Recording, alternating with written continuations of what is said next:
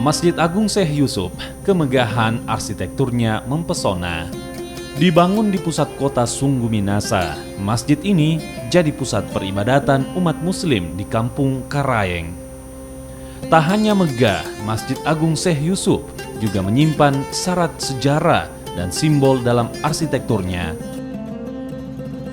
Nama Syekh Yusuf sendiri diambil dari tokoh terkenal di Goa sebagai penyebar agama Islam hingga ke Afrika Selatan.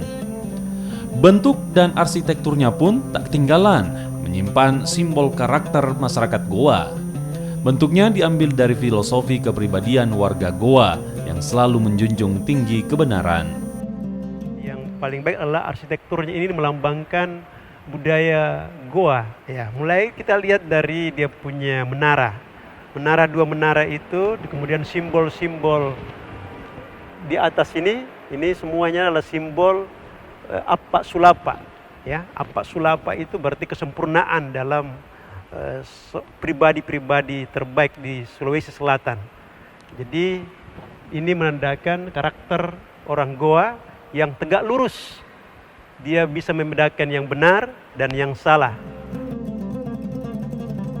Masjid Agung Syekh Yusuf dibangun ulang pada tahun 2017 lalu dengan bantuan dari berbagai pihak. Masjid ini pun selesai setahun kemudian. Masjid ini bisa menampung hingga 4.000 jemaah. Tak hanya jadi pusat peribadatan masyarakat Goa, masjid ini juga jadi lokasi wisata religi.